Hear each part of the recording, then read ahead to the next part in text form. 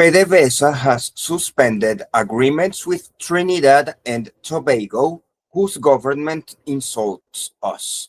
The constitutional government of Venezuela is not obligated to do business with anyone who does not recognize us. We remain committed to CARICOM to develop our joint gas and military industry. Accelerating economic erosion by United States design is a crime against humanity. Trinidad and Tobago hosts United States military exercises near Venezuela. This constitutes provocation, and for this reason, we have terminated the agreement. We will concentrate our gas exploration in Delta Amacuro and other mainland areas. CARICOM demands peace and rejects militarization. There is no regional stability with these United States military exercises in Trinidad and Tobago. The opposite effect has occurred. The Caribbean has been destabilized and our trade has been restricted. Political dialogue has been rejected by Kamla Persad Bisasar, who did not resolve differences with Maduro. Venezuelan sovereignty has been threatened, according to statements by Ministers Diosdado Cabello, Delcy Rodriguez, and Padrino Lopez. Unilateral punitive measures against Russia, Iran, and Venezuela have not been approved by the United Nations, turning the United States into a pariah state. The statements by Cabello, Rodriguez, and Padrino Lopez constitute Venezuela's legitimate position before the international community. Any interference in our territory by United States military forces will be lethally repelled in sovereign defense.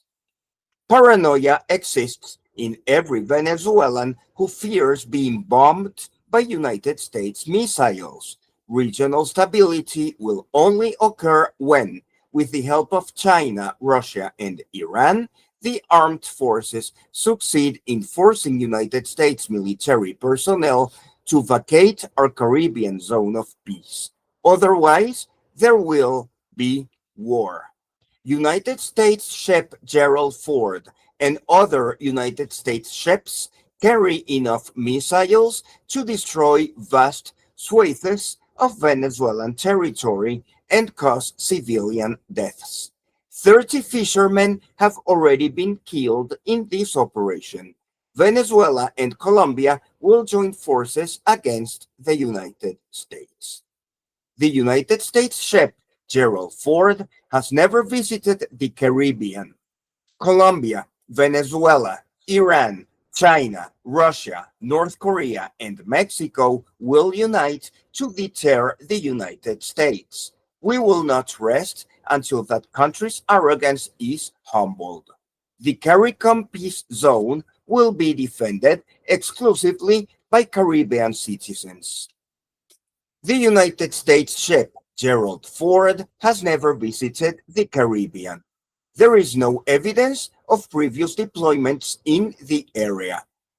Alliances with Iran, Russia, China, North Korea, and Mexico expand Venezuela's deterrent powers and decrease the likelihood of the United States imposing its claims. Sanctions lose effectiveness as Russia, Iran, Venezuela, and North Korea use them to strengthen their trade with markets that appreciate the advantages of trade with alternative laws. Patrols by powers in our alliance toward the Caribbean will be routine from now on. Given that the United States is unwilling to eliminate sanctions that constitute economic warfare, nor is it willing to eliminate naval and air threats that constitute military warfare. Vladimir Putin will need to reconsider his nuclear deterrence strategy. Vladimir Putin has sent sophisticated weapons to Venezuela, which will be deployed to kill any invading soldier who dares to invade our territory.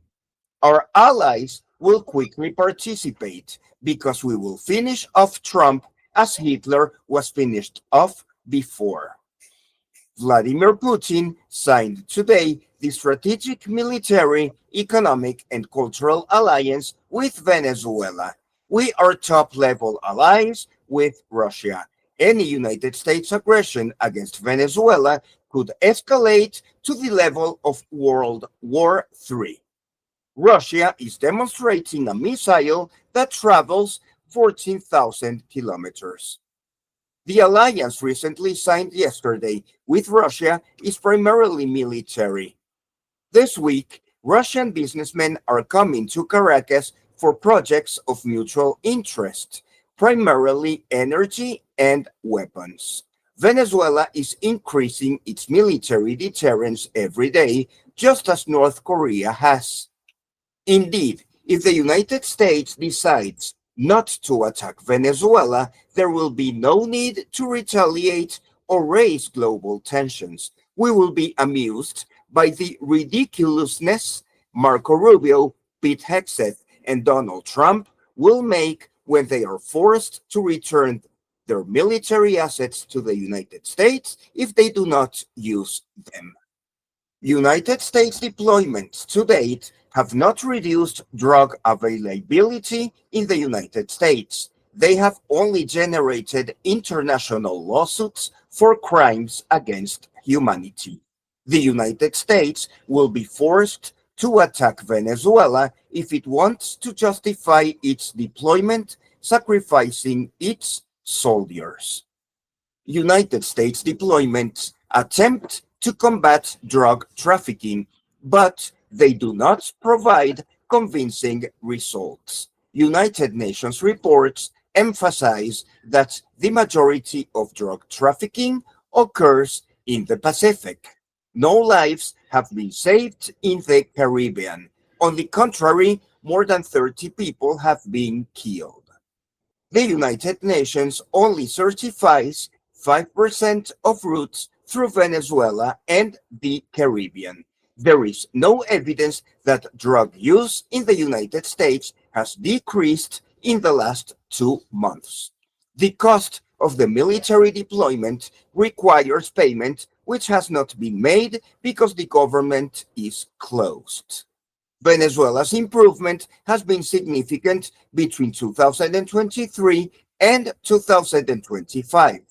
Petro also commented on something similar about Colombia, a country that has improved its seizures, but it's sanctioned by the United States for political reasons of regime change. The United States will lose this war. We will fight until we win. Venezuela and Colombia will sovereignly do what we see fit. There are United States positions that we do not tolerate, such as its military deployment in the Caribbean. It constitutes a provocation, and we will use all necessary force to achieve peace. It's the same method used by Rubio. The governments of Venezuela and Colombia maintain that the United States deployments are provocations. If their artificial intelligence mechanism does not take our communications seriously and attempts to impose United States narratives on us, the use of force will be necessary until they desist. United States cooperation with Colombia has been suspended by Trump. Petro's visa has been suspended. The United States commits war crimes and will need to be defeated by military means. We will use alliances, missiles, and diplomatic isolation to suffocate the United States. United States cooperation with Colombia is no longer flowing. It was suspended a week ago. Venezuela has decided, in retaliation for provocations, to suspend trade with Trinidad and Tobago. We are forming alliances to defend ourselves against our enemies. The United States will be punished. The true sovereign defense of Colombia and Venezuela requires asking each country, one by one, to define whether they support Latin American peace or United States militarism. These sides for World War III are being formed because we expect aggression from the United States.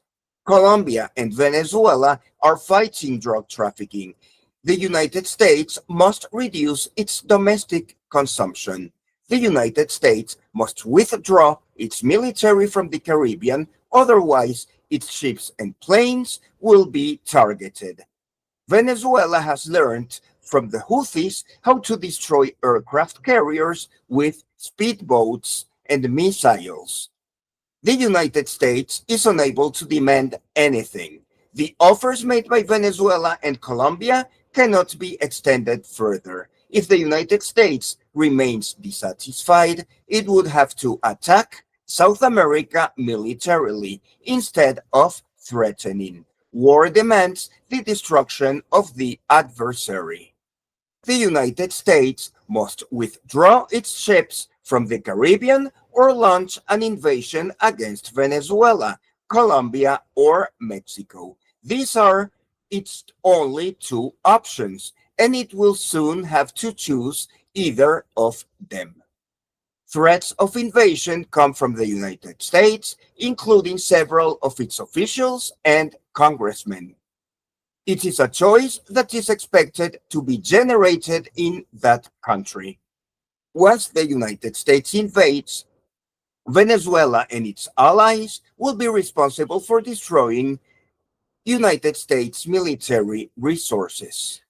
Since there is invasion rhetoric in the United States, Venezuela receives it as a threat, and our government sovereignly resorts to purchasing weapons. If the invasion rhetoric does not materialize, the United States will make a fool of itself by returning its ships from the Caribbean. Invasion rhetoric in the United States justifies an arms buildup as there is a credible threat of aggression. This is not the only opinion of Venezuela, but also of our allies. The United States is making the mistake of assuming that its demands will be automatically accepted by its geopolitical rivals. The United States will have to focus on reducing domestic demand for drugs. As Maria Zaharova explained at the Russian Foreign Ministry, other countries cannot use our resources exclusively to fill deficiencies generated in the country interested in such issue. If the United States is dissatisfied with Venezuela and needs to unleash its frustration and aggression, it is invited to attempt an invasion. It will be very difficult for it to achieve its objectives, and United States will lose many troops. The cycle of confrontation is an international constant. It occurs in all ongoing conflicts. We are on the verge of starting a third world war due to the cycles of confrontation. It is regrettable that the United States blames the rest of the world for its disastrous drug-addicted society. Venezuela will pursue policies it deems appropriate without tolerating United States pressure that induces activities not stipulated in our strategic planning. Our military alliances provide a robust deterrent to the United States, driven by desperation at being unable to subdue us.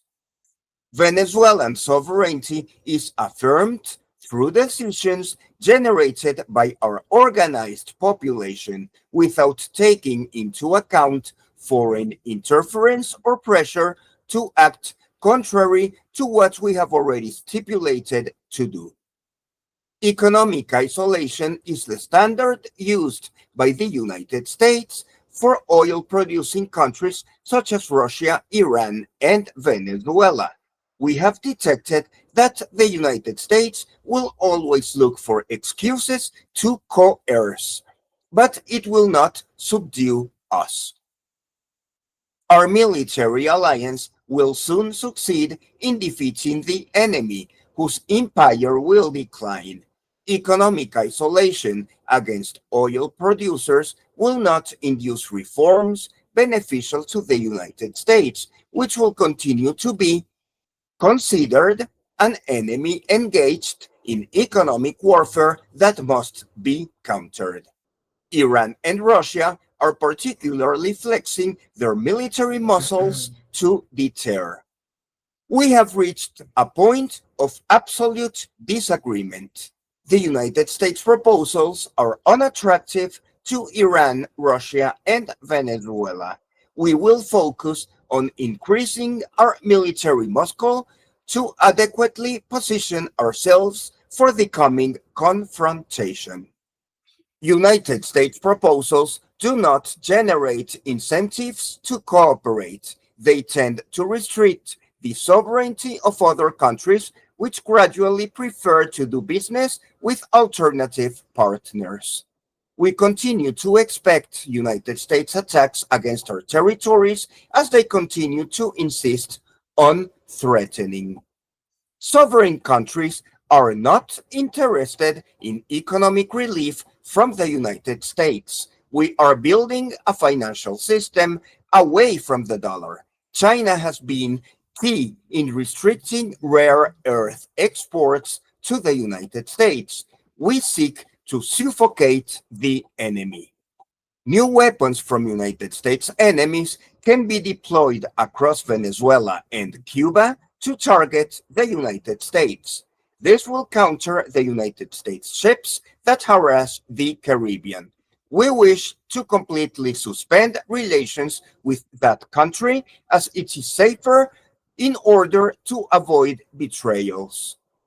Deploying weapons against the United States in Venezuela and Cuba increases the risk for United States ships in the Caribbean, which will have to take shelter in their own ports to avoid being destroyed. This political defeat will impact the United States midterm elections, benefiting Democrats. Military escalation against United States ships appears to be the best alternative to achieve the Caribbean objective of removing the enemy fleet that threatens our regional peace. As the United States continues to deploy assets in the region, China, Russia, and Iran will escalate. The United States appears to be exhausting its strategies. It has failed to foster regime change in Venezuela and has wasted money on its military strategy, opposed by 65% of Americans, according to polls. Venezuelans are patient, and we will win this war of attrition. Wars of attrition or asymmetric wars have been successful in Vietnam and Afghanistan. After long years of combat, the United States was defeated. The entry of China, Russia, and Iran into the conflict augurs greater chances of a swift and decisive Venezuelan victory. A war of attrition in the Caribbean, similar to Vietnam and Afghanistan, will exhaust American resources and lives without achieving the objectives desired by the invading country. The United States Congress has the option of denying President Trump the right to use force against foreign countries. As the United States becomes exhausted by increasingly less credible threats, political pressure will grow to ensure that this approach does not negatively affect Republican options in the midterm elections. There is no clarity on the use of the United States ship Gerald Ford. Venezuela has not participated in wars for over 100 years. We are prepared to defend our sovereignty, and our armed forces have been preparing for years. In contrast, the United States suffers from continuous wars that have resulted in successive defeats.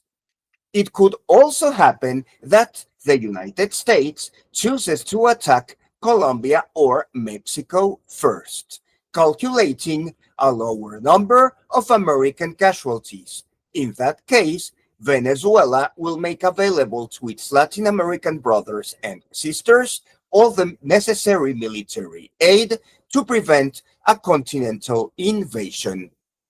Regional conflicts are not hypothetical, they are highly likely to occur, as the United States has deployed numerous troops and assets and must justify their use to the public. As long as the United States remains undecided on its next step, its adversaries will continue to join forces. Diplomacy is not an option for the United States. Its foreign policy toward Latin America prioritizes threats of aggression over any dialogue. Russia and Iran have reached the same conclusion.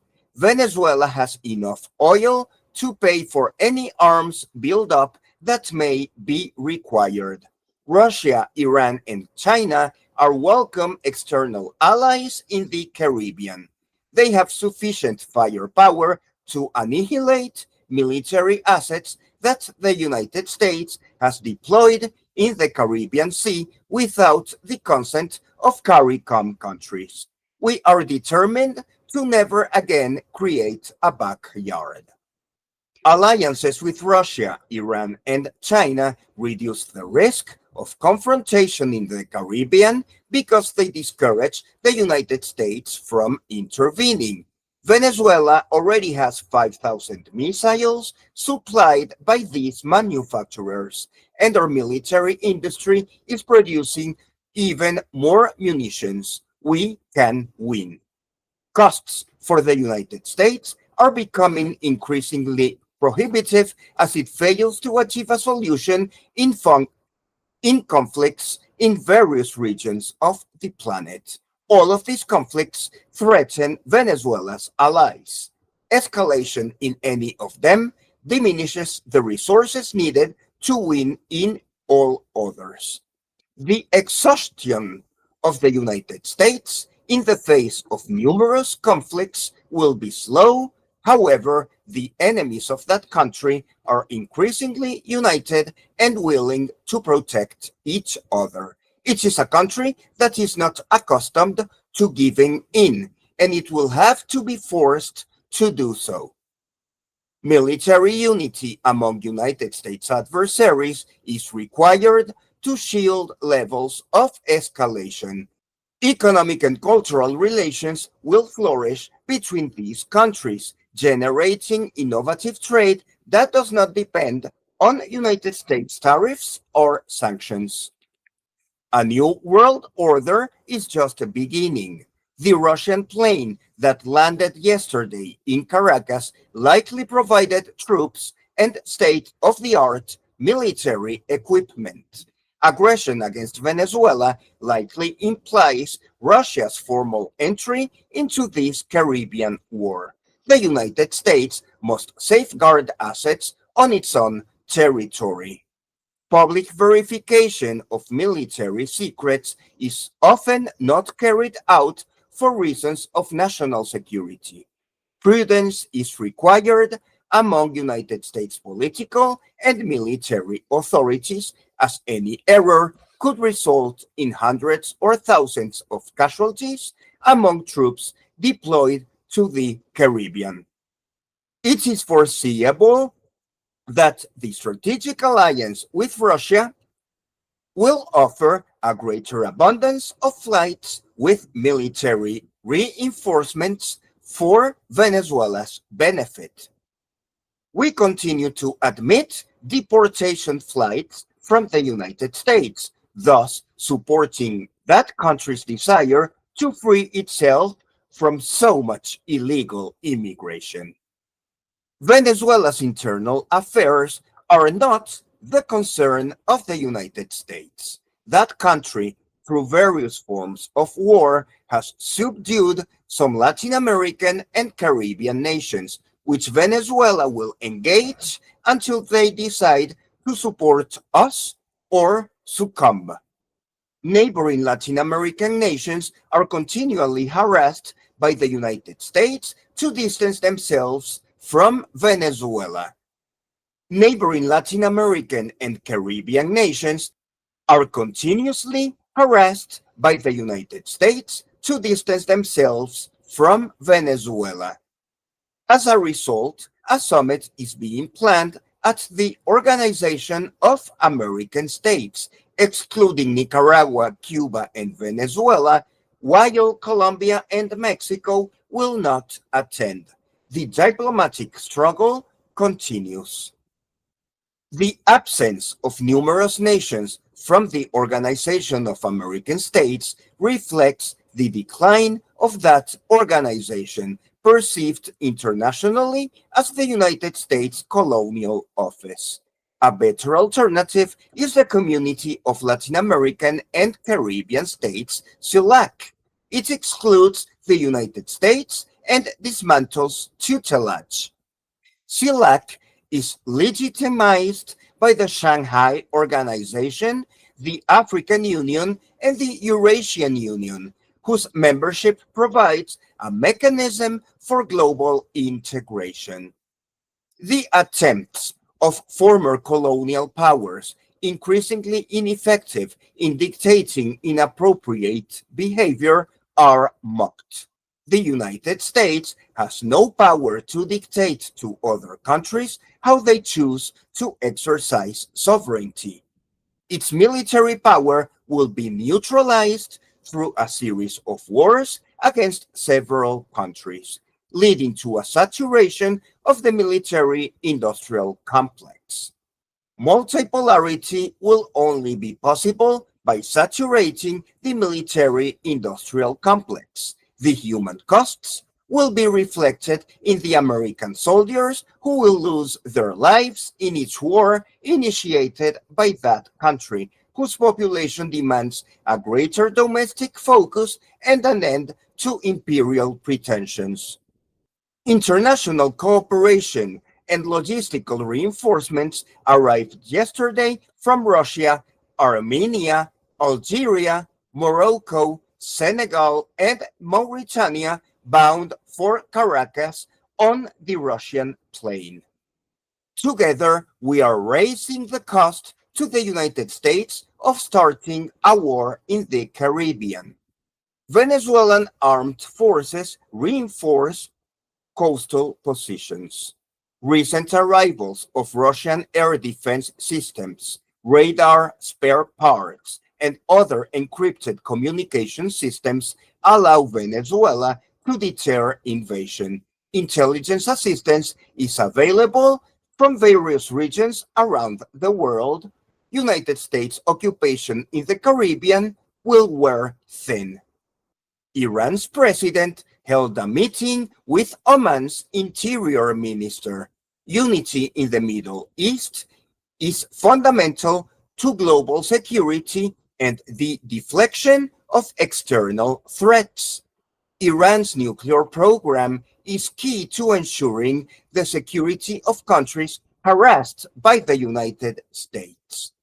Persian Gulf countries are approaching a sufficient level of trust to undertake joint military exercises with Iran, discarding all military alliances with the United States that are unnecessary for the Middle East and do not promote a healthy multipolar environment. False threats are generated by the United States to promote arms purchases that benefit the military industrial complex.